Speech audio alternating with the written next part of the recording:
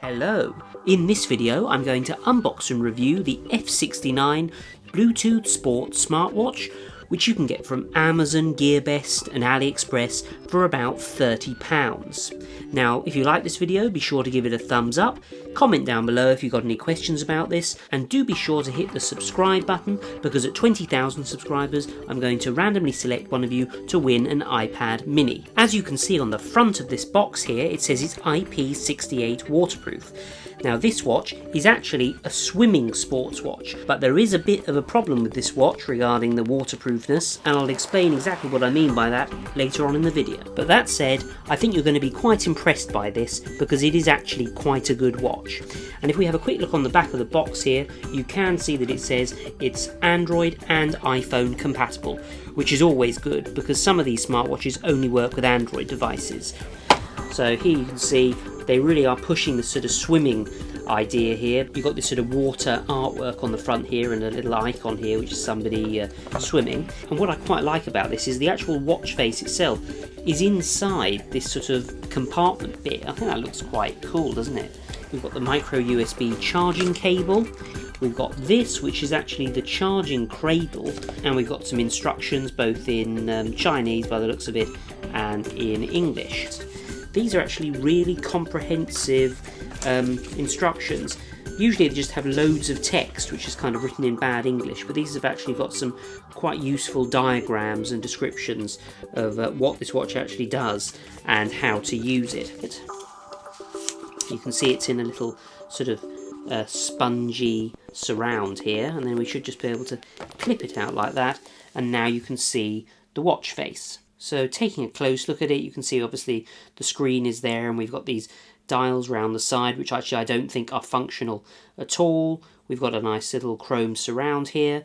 On the back of it you can see that there's obviously a heart rate monitor on this. This is the connector that attaches the watch face to the charging cradle. So it's rather cool actually that this actually comes with a choice of two straps. We've either got this grey one or this black one. So I think I'm going to put the grey one on because it's a bit more unusual. And there we go. So hopefully these quite easily, famous last words, there's actually a little spring there. So I've attached the rubber strap, it feels quite good.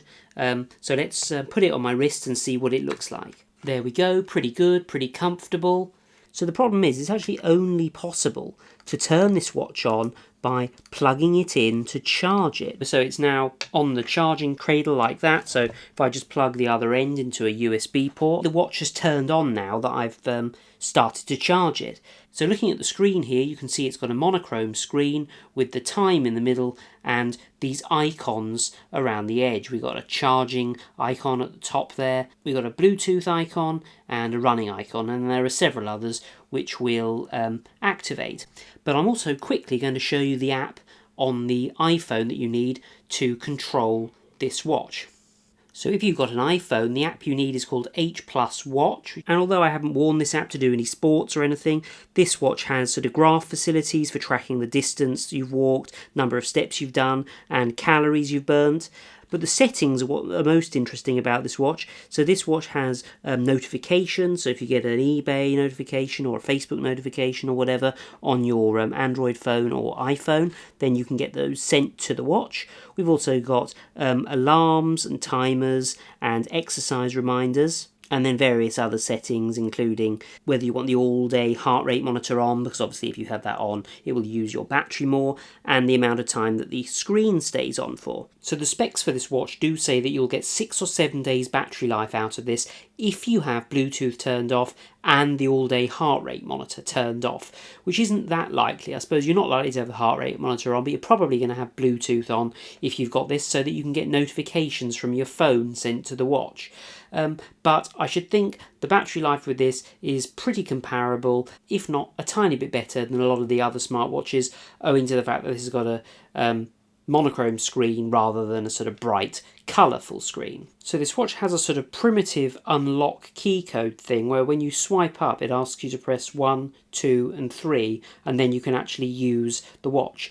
And then if we swipe from the right to the left like this, we can change the date and time, which I've already done. If I swipe from the top to the bottom, we get to the menu screen on this watch. Now the first icon here is basically setting up your gender and your age for all the calorie counting stuff. And if you swipe to the right, you can also put your weight in kilograms and your height in centimeters. We then also have the Bluetooth option here, so you'll need to press this. It tells you how to do it in the instruction booklet to pair with your phone. And then here we can change the contrast on the screen. In fact, I quite like the darker contrast, so we'll keep that. And there's also reboot and turn off. Now on this next page, we also have the ability to set up a sort of sedentary reminder so that it can remind you, for example, here every 45 minutes to move around. And if I press that at the top there, that activates the sedentary reminder, and you can see the little animation of somebody sort of standing up there. If I go back to the home screen, you can see now there's a little person on a chair that's appeared at the side here, and that's what happens when you activate any of the features on this watch. Just like you can see this little running person up here, that means that the pedometer is activated. We also have a sleep monitor which you can activate, so this will obviously sync with the iPhone or Android app so that you can see whether or not you're moving much in the night. Obviously it's got an accelerometer in here which just tracks the amount your arms are moving. We also have a stopwatch, which I guess we can activate again by pressing this at the top and then stop like that. Now there is actually a backlight on this watch as well, which is really useful, and you activate that just by tapping the screen for an extended period like that. And obviously you can't see that very well, but if I turn off my camera lighting, now you can see in the dark that you can easily read the screen, and you can control how long this screen stays on for in the settings in the application on your Android phone or iPhone. This is the swimming tracking feature, so if you press this little swimming person at the top here, you can change to whatever that is. That just looks like front crawl, breaststroke, you get these little animations, backstroke,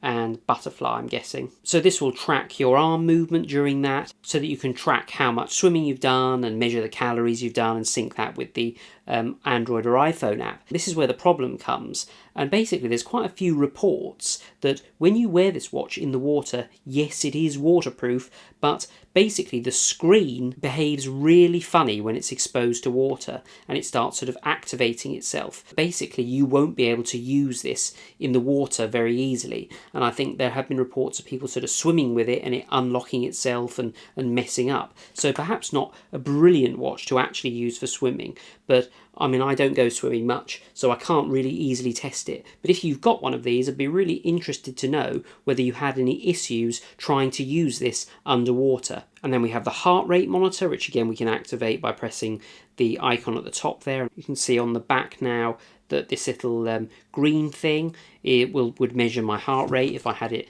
on my wrist, so that's pretty cool. And this is the sort of all-day heart rate monitor, which if you activate, it just periodically takes heart rate measurements, and again that will sync with your Android app or iPhone app. So I've paired this with my iPhone, and now you can see we've got three icons down the side here, and the top icon is a Bluetooth icon with some little dots in it, which means that it's paired with my iPhone.